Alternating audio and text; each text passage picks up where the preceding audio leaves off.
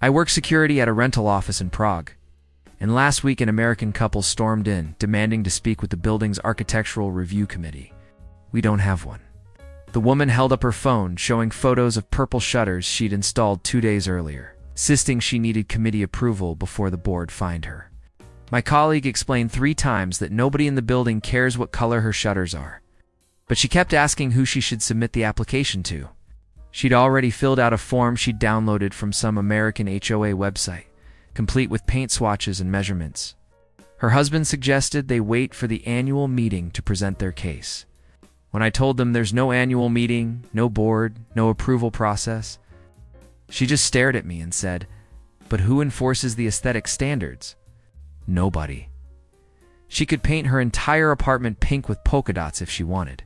She stood there for several minutes looking genuinely distressed, then finally asked if our lack of oversight meant the building was in a bad neighborhood. We're 2 blocks from the castle. My cousin manages a beachfront apartment complex in Lisbon. And he got a panicked call from an American tenant who'd been living there 3 months. The guy reported his neighbor for hanging laundry on their balcony, which he insisted violated community standards. My cousin asked what standards he meant. The American explained that visible laundry decreased property values and demanded the neighbor be issued a citation. When my cousin said everyone hangs laundry on their balconies, the guy accused him of failing his fiduciary duty to the homeowners. He threatened to escalate to the condo board. There is no condo board. The American then claimed he'd researched Portuguese housing law and found a statute requiring architectural uniformity in multi-unit buildings. He'd made it up. My cousin suggested he simply close his curtains if the laundry bothered him, and the guy asked who he should contact to get approval for curtain installation. I rent a townhouse in Copenhagen to international professionals, and an American tech worker submitted a 14-page document requesting permission to plant tulips in the shared courtyard. She'd included biodiversity impact assessments, water usage projections, and a 5-year maintenance plan.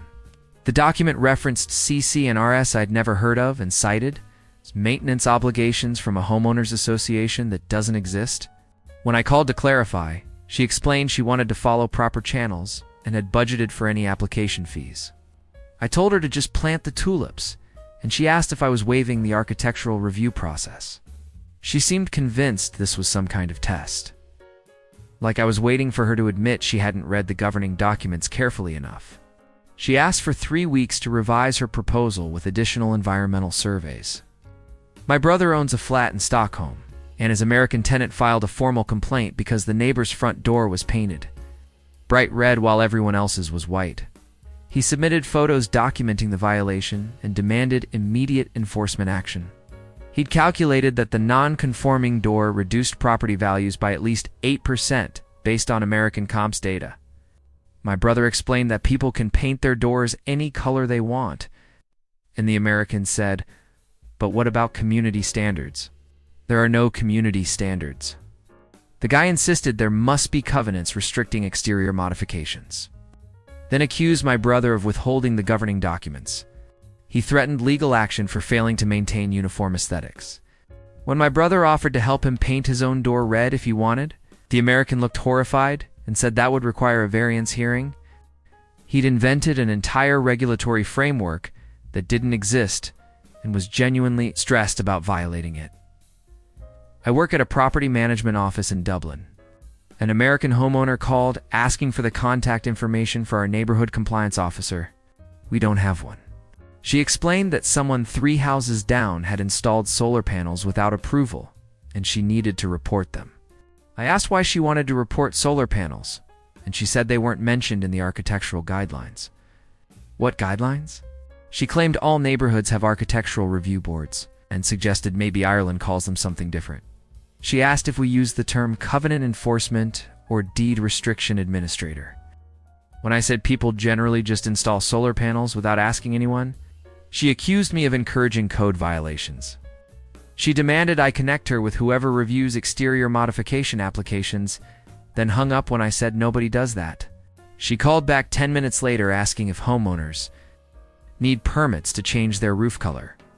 My uncle rents out a cottage in rural Austria, and his American tenant complained that the neighbor's chicken coop violated setback requirements. She'd measured the distance from her property line and determined it was 18 inches too close. Then demanded the neighbor be forced to relocate it. My uncle explained that setback requirements for chicken coops aren't a thing here. She insisted he check the Homeowners Association bylaws. There's no Homeowners Association. She claimed every residential community has an HOA and suggested maybe Austria uses a different legal structure. She asked if property owners have to attend annual meetings. When my uncle said no, she seemed convinced he was hiding something.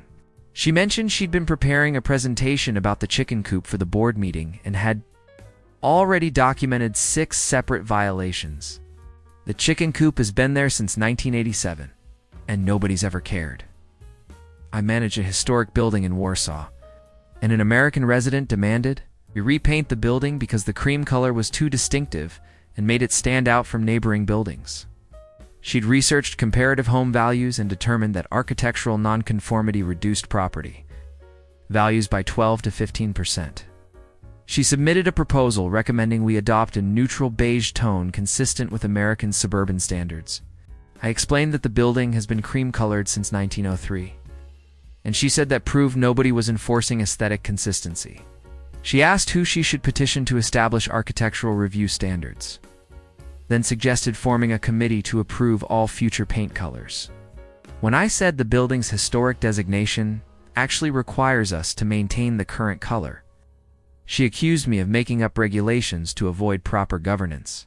She demanded to see the deed restrictions, then couldn't understand why a building constructed in 1903 wouldn't have CC and RS. I'm a building superintendent in Milan.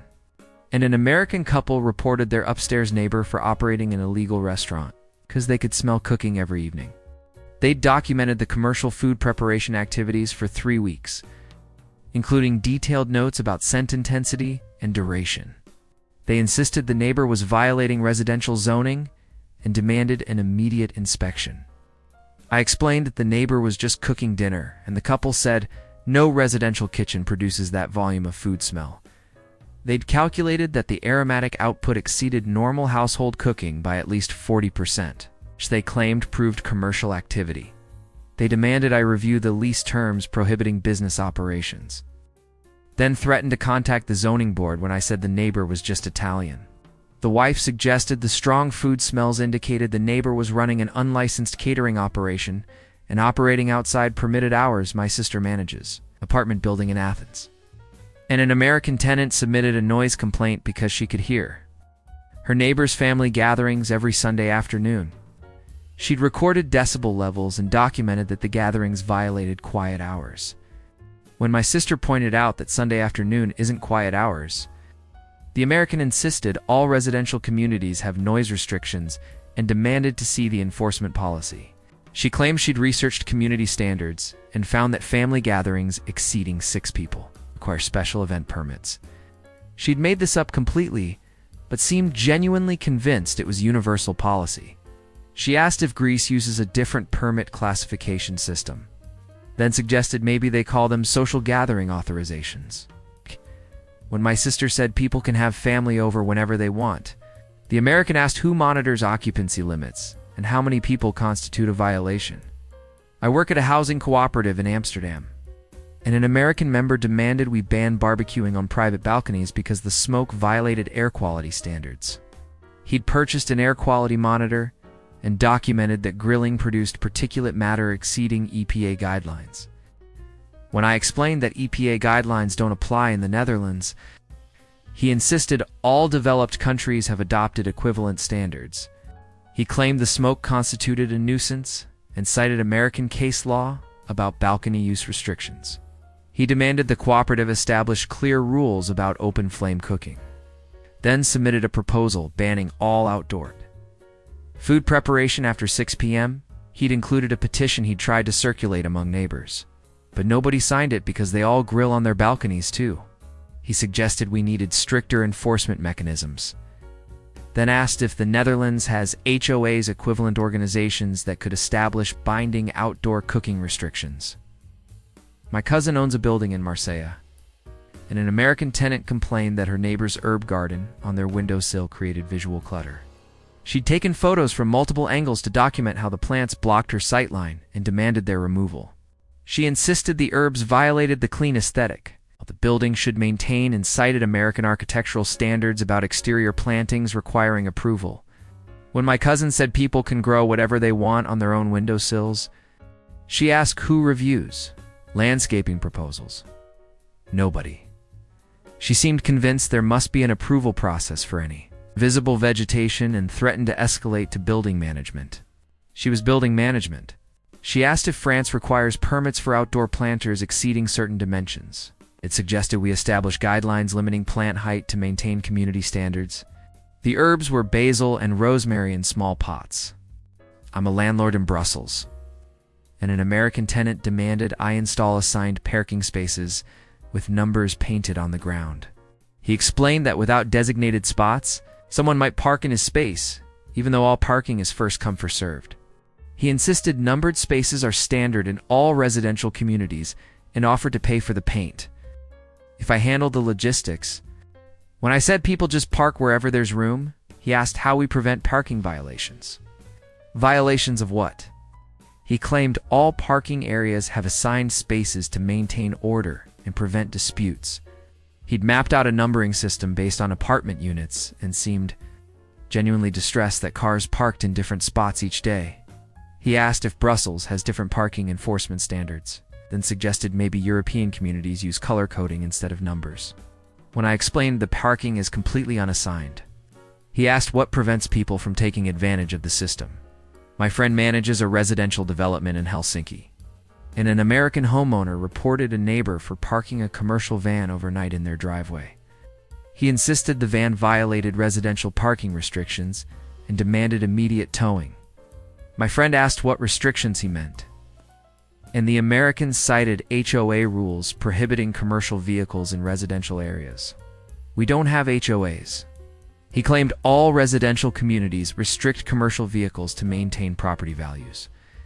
Then submitted photos documenting the van's presence over multiple nights. When my friend said people can park whatever they want in their own driveways, the American insisted that proved the community lacked proper oversight. He asked who enforces vehicle restrictions, then demanded we establish rules preventing commercial vehicles, boats, and RVs from being visible from the street. He drafted a proposal limiting driveway parking to passenger vehicles under 6,000 pounds. I run a rental agency in Vienna, and an American client refused to sign a lease because the building didn't have visitor parking regulations. She insisted all residential buildings must have rules limiting how long guests can park and where they're allowed to park. When I explained that visitors just park on the street like everyone else, she asked how we prevent unauthorized parking. She seemed convinced that without visitor parking permits, chaos would ensue.